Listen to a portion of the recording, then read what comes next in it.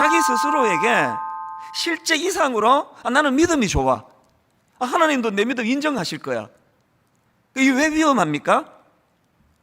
그렇게 자기를 예수 잘 믿는 사람이라고 과대평가하고 있기 때문에 겸손한 자에게 주시는 말씀에 깨달음이 없는 거예요. 아주 다 아는 이야기인데 오늘 이 본문 딱 보고 이렇게 설교하겠군, 그러면 또 진짜 또 목사님이 그렇게 설교를 해요. 그래서 은혜를 못 받는 겁니다.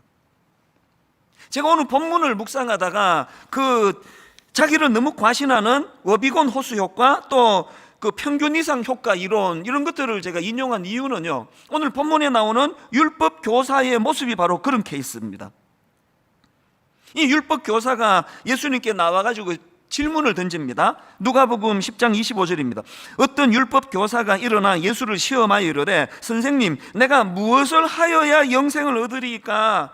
겉보기에 굉장히 중요한 본질적인 질문을 하는 것 같지 않습니까? 그랬더니 26절, 예수께서 이르시되 율법에 무엇이나 기록되었으면 네가 어떻게 일러냐? 그랬더니 27절, 대답하여 이르되 내 마음을 다하며 목숨을 다하며 힘을 다하며 뜻을 다하여 주 너의 하나님을 사랑하고 또한 내 이웃을 내 자신같이 사랑하라 하였나이다. 이분 대단한 율법학자, 대단한 사람 아닙니까? 주님의 질문이 떨어지자마자 바로 구약의 신명기 6장 4절부터 5절, 그리고 레위기 19장 18절 이 말씀을 뒤섞어 가지고 정확한 답을 던지고 있는 겁니다. 그렇기 때문에 28절에서 예수께서 이르시되 내 대답이 옳도다. 겉보기에 흠잡을 수 없는 신앙인입니다. 그런데 여러분, 성경은요, 인간은 겉만 보고 판단하지만 성경은 그 인간의 내면을 꿰뚫어 분석하는 책이 성경 아닙니까? 이렇게 그럴듯하고 멋져 보이는 엄청난 신앙을 가진 사람 같지만요, 성경은 이 율법 교사의 문제를 정확하게 지적을 합니다. 25절을 초점을 바꾸어서 다시 한번 보십시오. 어떤 율법 교사가 일어나 예수를 시험하여 이르되 선생님, 내가 무엇을 하여야 영생을 얻으리까? 지금 이 사람의 태도가 딱 제가 맨 앞에서 설명드렸던 워비곤 호수 효과 그거 아닙니까? 자기는 이미 다 꿰뚫은 거예요. 그 문제는 이미 다 통달하는데 성경을 얼마나 잘 아는데, 예수라는 어떤 새로운 사람이 등장해서 이름을 날리고 있으니까 저 사람은 이런 정리가 되어 있는지 한번 내가 테스트 해봐야지, 이런 태도로 지금 질문을 던지는 겁니다. 그리고는 예수님 말씀 앞에 29절을 보세요. 그 사람이 자기를 어떻게 해요? 옳게 보이려고 모든 생각의 중심이 진리를 알고 싶은 마음이 아닙니다. 너무나 괜찮은 신앙인, 모든 사람들이 다 인정하는 나는 율법 교사로서 그럴듯한 자기를 지금 드러내고자 하니까 이런 사람은요, 말씀에 겸손히 깨닫는 게 없습니다.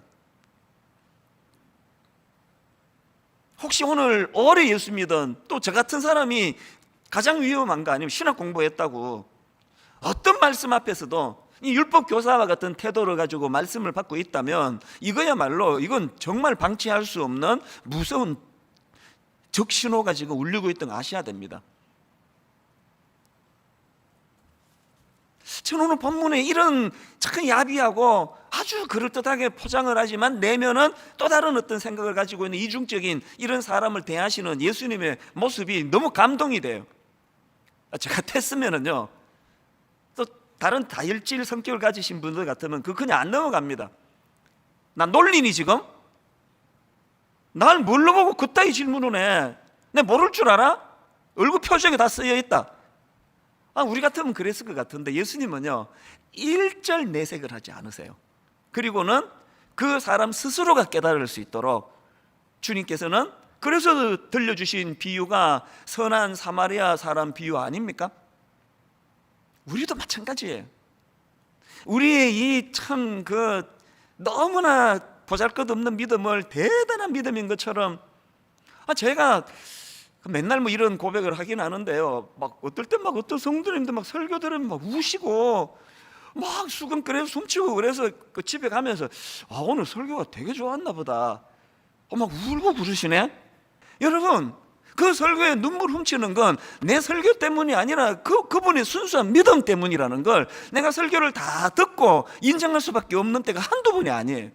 참 이렇게 교만하고 아무것도 없으면서 믿음 대단한 줄 알고 다락방 은혜 받으러 가는 게 아니라 누구 지적하러, 에이 집사님 그러면 안 돼, 그렇게 예수 믿으면 안 되지, 이런 소리는 하려고 다락방 가는 우리들에 대하여 주님은 오래 기다려주시고 그걸 탓하지 않으시고 지적하지 않으시고 오늘도 여러분 불러 모아서 말씀으로 스스로 깨닫게 하시는 분, 이분이 너무나 좋으신 우리 주님이세요.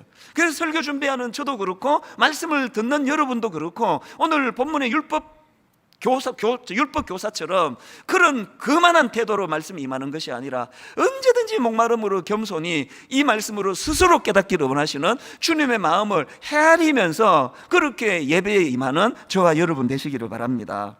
그래서 오늘 이 주님이 말씀해 주시는 강도 만난 사람 비유를 포함해서 본문 말씀을 가지고 주님은 우리가 뭘 깨닫기를 원하시느냐, 이런 관점으로 본문을 살펴보기 원하는데요. 자, 먼저 30절을 보십시오. 예수님의 강도 만난 사람 비유 다 하시는 얘기입니다. 30절, 예수께서 대답하여 이르시되 어떤 사람이 예루살렘에서 여리고로 내려가다가 강도를 만나매 강도들이 그 옷을 벗기고 때려 거의 죽은 것을 버리고 갔더라. 지금 어떤 사람이 여리고로 내려가다가 강도 만나 거의 죽음 직전의 상태까지 가서 길거리에 버려졌는데요, 거기에 이제 지나가던 레위인과 제사장, 이 사람들은 보고도 모른 척 피하여 그냥 가버렸는데, 제사장과 레위인 그 다음에 그 유대인들에게 손가락질 받던 사마리아 사람이 등장을 하는데요, 그는 강도 만난 사람을 불쌍히 여겨서 정말 온 정성을 다해서 그를 치료하고 도와주었다, 그런 내용입니다.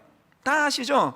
그 주일학교 때 크리스마스 때 연극에 거의 뭐 소재거리로 등장하는 다 아는 이야기, 예수님이 이런 이야기를 들려주시고는 그리고 36절입니다. 이렇게 정리하십니다. 네 생각에는 이 세 사람 중에 누가 강도 만난 자의 이웃이 되겠느냐.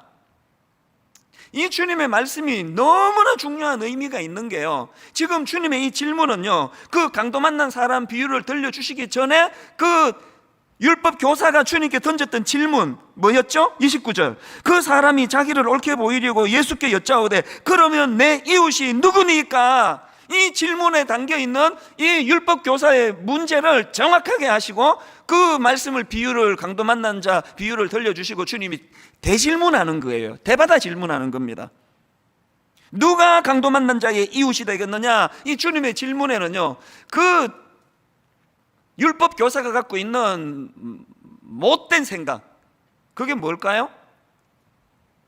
그러면 내 이웃이 누구니까? 그 앞에 보니까 자기를 옳게 보이려고 했다. 이게 뭘 우리가 짐작할 수 있습니까? 지금 이 율법 교사를 포함한 그 유대인들이 갖고 있는 못된 태도가 뭡니까? 그들은요, 이미 자기들 스스로 자기들의 이웃을 정해놓은 거예요. 난 이웃을 여기까지라고 생각한다. 그리고 자기가 정해놓은 그 범위 안에서 서로 사랑하고 서로 위하고 서로 잘해주고, 그래서 옳게 보이려고 이런 일 다 실천하고 있는데요, 여러분 다 아시잖아요.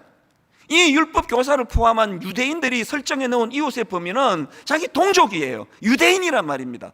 그리고는 그 유대인의 범주를 벗어난 사람들에 대해서는, 이방인들에 대해서는 저것들이 우리 이웃 아냐, 저것들은 지옥의 불쏘시개거리로 만든 그런 것들이야, 그렇게 함부로 대하고 폄하하는 이런 교만한 생각에 빠져있던 사람들이 그 당시 유대인인데, 그 연장선에서 율법 교사가 우쭐해져 가지고 자기가 옳은 걸 옳게 보이려고 예수님한테 묻습니다. 그러면 내 이웃이 누구니까? 이 말씀의 의미가 뭔지 아시겠죠? 내 이웃인 유대인들에 대하여 내가 얼마나 정성으로 그들을 잘 섬기는지 아시지 않느냐고. 이런 태도를 가진 그 율법 교사에게 주님은 선한 사마리아 그 강도 만난 자의 이웃이 누구냐, 이거를 드러내기 위하여 그들이 멸시받던 사마리아 사람을, 강도 만난 사람을 도와준 사람으로 그 이야기에 등장시키시고는 누가 강도 만난 자의 이웃이 되겠느냐, 이 질문을 던진단 말입니다. 의미가 뭐라고요? 이웃은 네 마음대로 네가 그렇게 정하는 게 아니라는 거 아닙니까? 네 마음대로 이웃을 그렇게 정해놓고 그 안에서만 그렇게 니들끼리만 서로 사랑하고 있는 걸 율법을 지키는 것이라 생각하지 마라.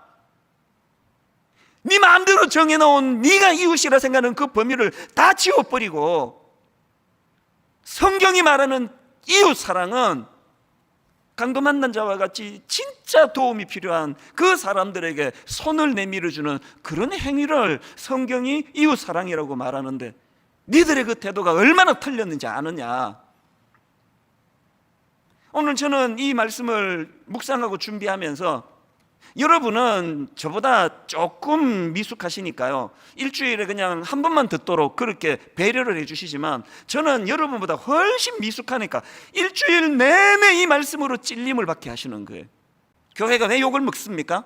우리 이렇게 서로 사랑하는데 얼마나 우리가 서로를 위하고 사랑합니까? 그런데 세상은 우리 보고 니들끼리만의 사랑이다. 그게 교회 안에서 만나는 구원받은 우리가 이웃이지. 그리고 한 1년 다니다가 다락방에서 잘 사랑하고 하다가 이 사람 진보야? 이 보수였어?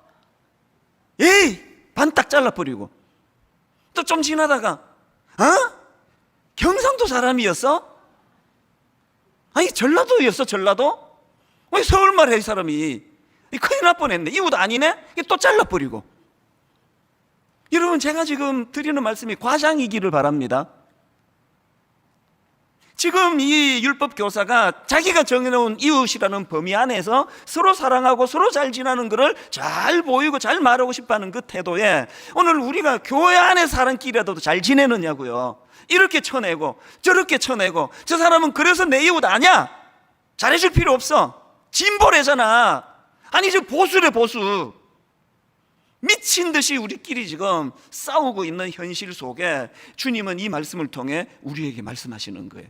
그런 식으로 네가 네 마음대로 사랑해도 사랑할 사람, 사랑 안 해도 될 사람을 정하는 게 아니다. 이웃은 네가 정하는 게 아니다.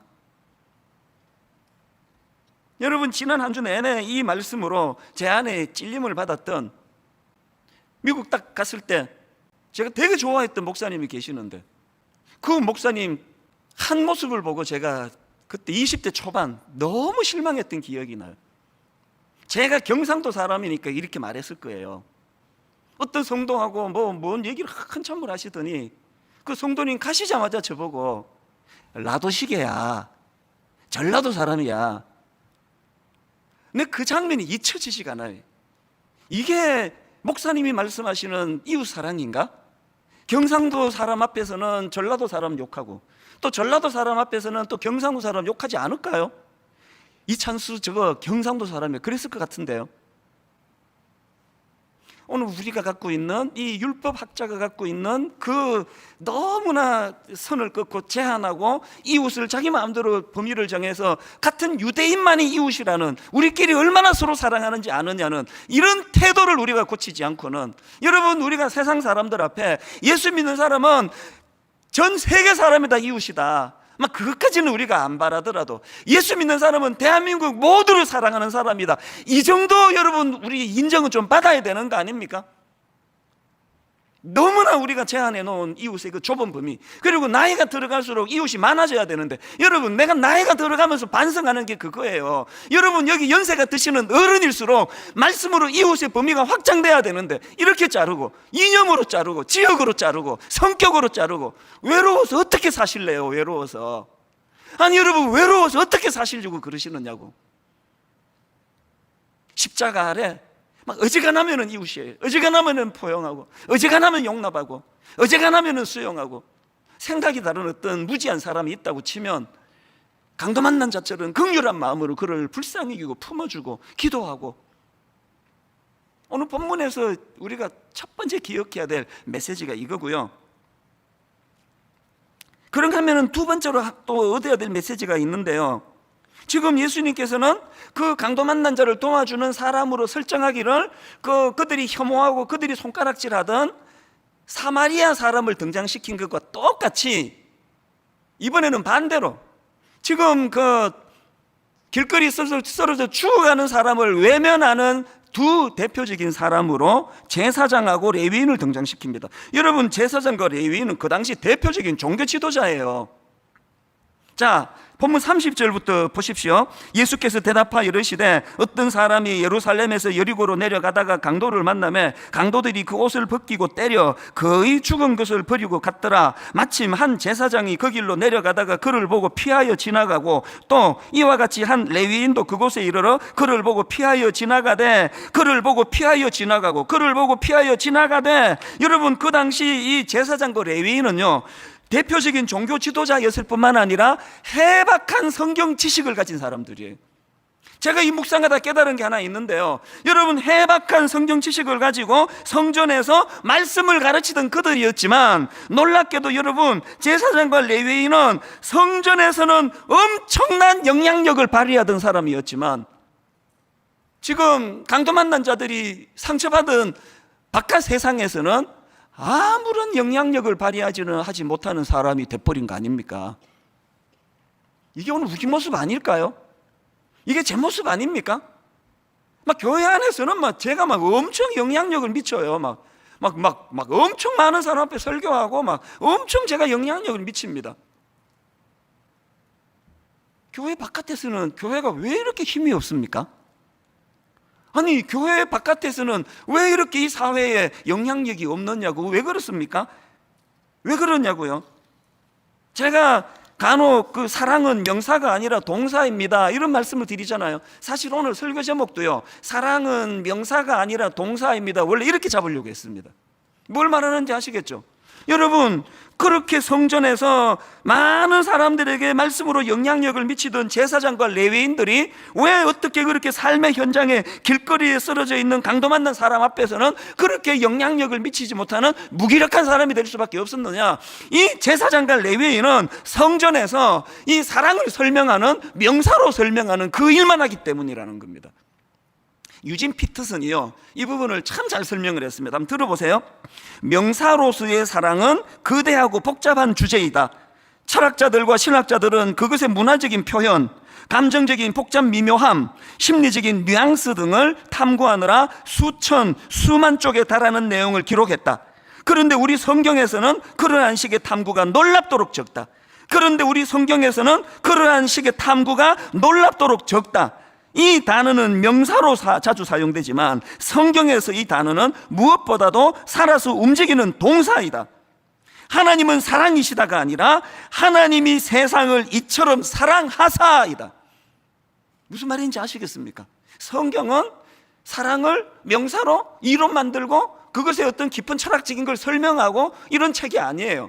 성경은 사랑을 동사로 만든 겁니다. 이게 불경과 성경의 차이지 않을까? 그런 생각을 해보는 겁니다. 깊이 묵상하고 사랑에 대하여 깊이 명사로서 이것들을 점검해야 되는 성경의 근본적인 이유가 있다면, 그래야 이 사랑을 동사로 잘 쓸 수 있기 때문이에요.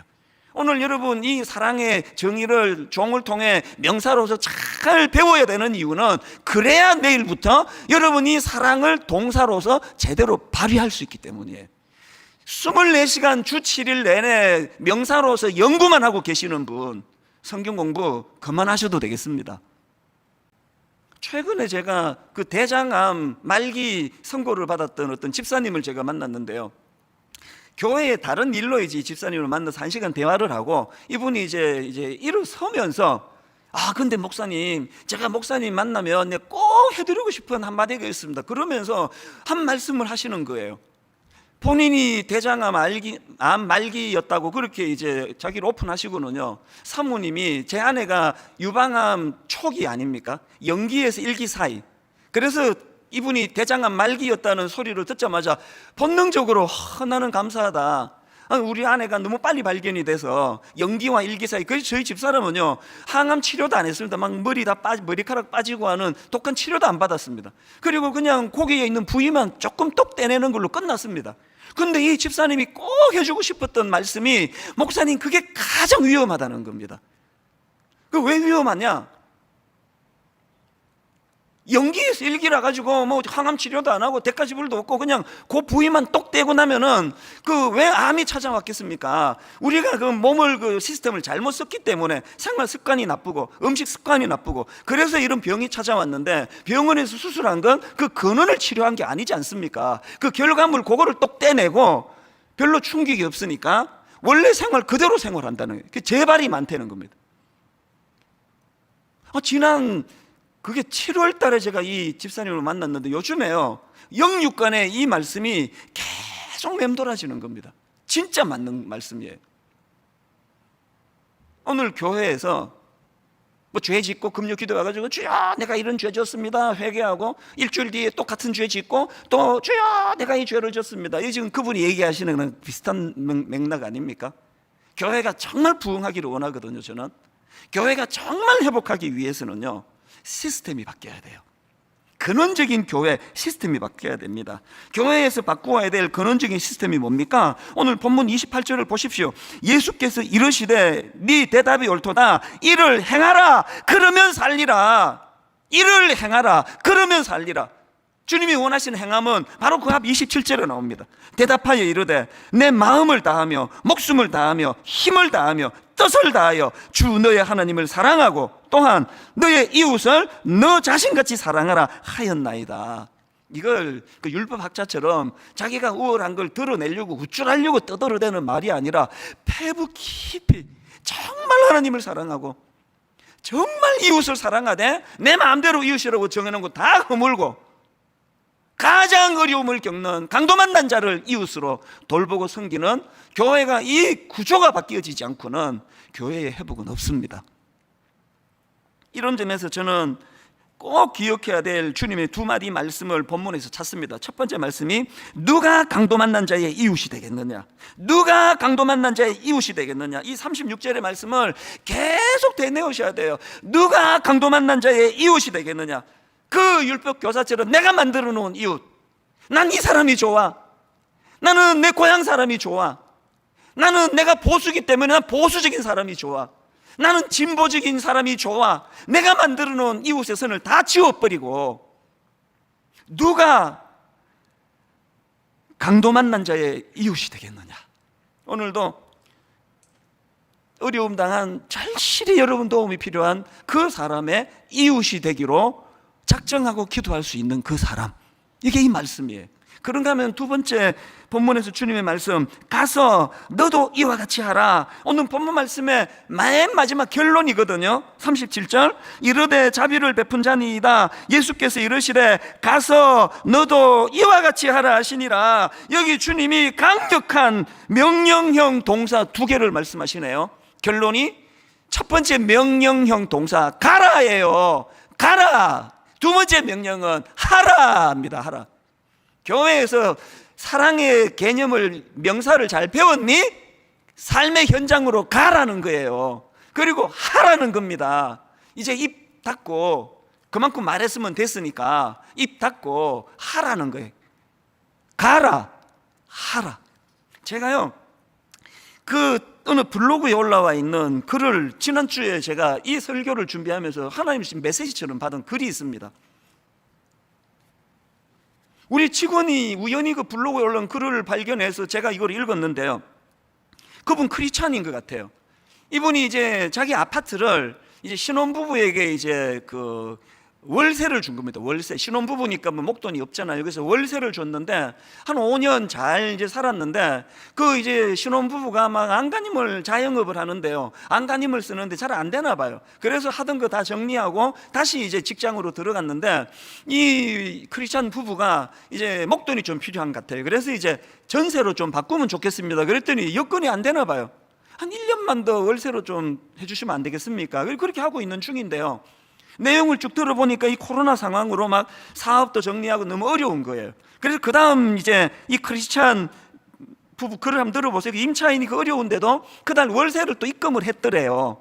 그 입금을 보고 부부가 나누는 대화입니다. 한번 들어보세요.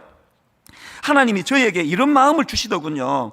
이번 달 월세를 돌려드리자. 그래서 아내에게 그렇게 제안했습니다. 다음 달 월세를 안 받는 것보단 이번 달 월세를 돌려드리는 것이 더 낫다는 판단이 들었기 때문입니다. 아내도 분당 우리 교회 이찬수 목사님이 교인들과 펼쳤던 임대료 인상 안 하기 운동을 얘기하면서 호응해 주었습니다. 그러면서 복음을 전해보라고 하더군요. 계좌번호를 몰라 카카오뱅크 송금으로 임차인 아내분께 보냈습니다. 한 달치 월세가 큰 도움은 안 되겠지만 조금이나마 위안이 되길 바란다는 뜻과 제가 믿는 하나님이 그 마음을 주셨다는 내용으로 카톡 메시지를 보냈습니다. 너무 감사한 겁니다.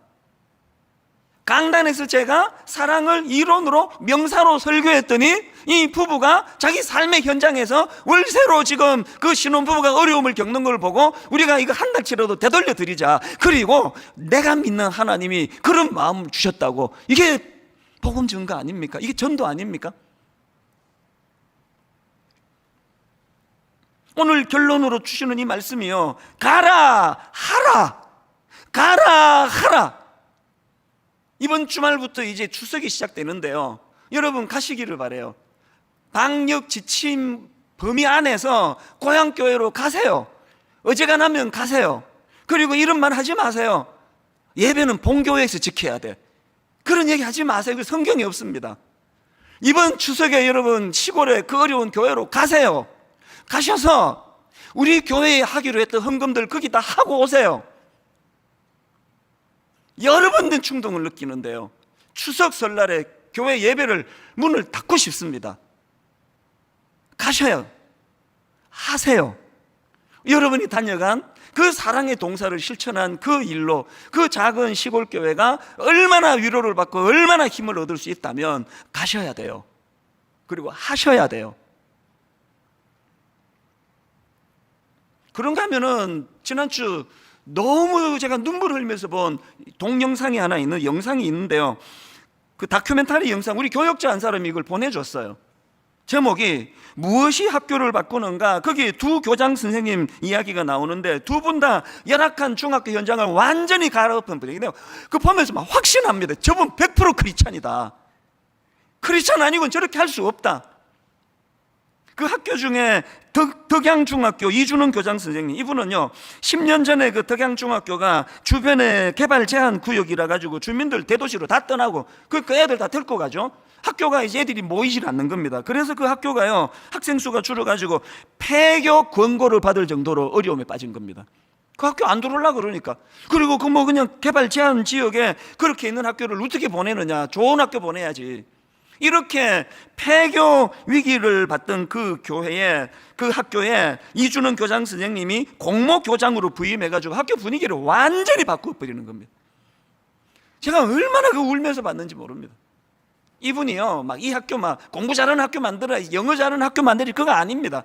이분이 부임하자마자 한 거는요, 너무나 무기력한 등교하는 거 송림 앞에서 한번 등교한 애들 보세요. 불쌍해서 못 견뎌요.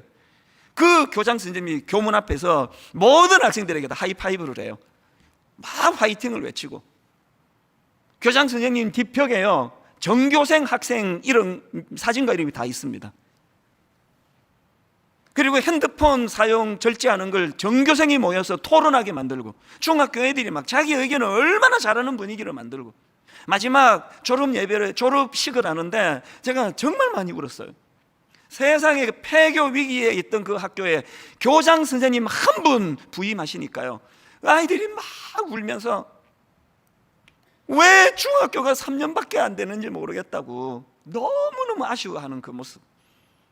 그래서 제가 저분 분명히 크리스찬이다. 그래서 제가 그 영상준 목사님한테 그 얘기했더니 이분 또 대단해요. 기어이 수소문해가지고 통화를 했대요. 목사님 크리스찬 맞습니다. 저녁에 야간으로 신학 공부까지 하셨대요. 가슴이 벅차오르더라고요. 사랑을 동사로 만든 교장님 한 분 바뀔 때 저 폐교 위기에 있는 학교가 바뀔 수 있다. 그래서 지난 금요일 오후에 예비 수모라 목사님 다 함께 모여서 같이 봤습니다. 많이 울었습니다. 같이 꿈을 꿨습니다. 그래서 29개로 나누는 것이 우리의 목표가 아니라, 한국교회가 어렵다는데, 한국교회가 위기라 그러는데 우리 같이 꿈을 좀 꾸자고, 사랑을 동사로 만드는 교회를 우리가 한번 꿈을 꾸며 이것으로 한국교회를 섬기자고. 그리고 교장 선생님 통화가 돼가지고요, 다음 달에 우리 전체 교역자 앞에서 특강해 주시기로 하셨어요. 폐교 위기에 있는 학교를 한 분, 사랑을 동사로 여기는 한 분으로 뒤집어 놓을 수 있다면 그 정신을 우리 같은 목사들에게도 좀 가르쳐 주세요. 결론을 이렇게 맺기 원합니다. 여러분, 이제 드림센터 사회화는 마지막 세 번째 숙제예요. 제가 저 드림센터를 우리가 10년만 쓰고 사회에 환원하겠다고 하나님께 약속한 이유가 뭔지 아세요? 부끄러워서 그랬습니다. 창피해서 그랬습니다. 내 한 교회에 편하자고 저 큰 건물을 쓰고 있는 게 너무 창피해서 그래서 10년만 쓰고 한국 사회를 위해서, 한국 교회를 위해서 내어놓겠다 그랬더니 공동의회에 우리 성도님들이 97%가 찬성해 주신 거 아닙니까? 하나님의 역사 아닙니까? 여러분, 이제 숙제가 이거예요. 저는 꿈꿉니다. 하나님, 우리 드림센터가 사회에 환원된다 했을 때 우리 젊은이들이 살아나는 일뿐만 아니라 아버지, 저 공간이 강도 만난 자들을 섬기는 공간이 되게 해주시기 원합니다. 강도 만난 자를 섬기는 공간으로 저 드림센터가 우리 한국 땅에서 단 한 번도 경험해 본 적이 없는 역사가 일어나는 드림센터 되기를 원합니다. 외부에 너무너무 고마운 몇 분과 함께 지금 이 토론이 시작됐는데, 저는 우리 교회 성도들 일어나야 한다고 생각합니다. 우리 교회 전문가들 이 꿈을 가지고 같이 꿈을 꾸시게 되기를 바랍니다. 우리가 쓰면 편하게 잘 쓰겠지만 강도 만난 이웃을 섬기는 센터가 된다면 거기에 많은 난크리스찬 망나에서 하나님의 이름이 영광을 받을 줄로 믿습니다. 결론을 맺으면서요, 가장 중요한 한마디만 드릴게요. 여러분, 강도 만난 자의 이웃이 되기를 원하십니까? 이것만 기억하시면 돼요. 주님 앞에 내가 강도 만난 자였다고, 주님 앞에 죄로 말미암아 내가 강도 만난 자였는데 주님께서 놀랍게도 선한 사마리아 사람이 되셔서 십자가로 나를 구원해 주셨다고. 이 감격이 회복이 될 때 우리도 그 좁은 내가 선을 이웃을 제한하는 이런 얕은 생각은 다 사라지고 오늘도 강도 만난 자의 이웃이 되는 하나님의 위대한 사람들이 될 줄로 믿습니다.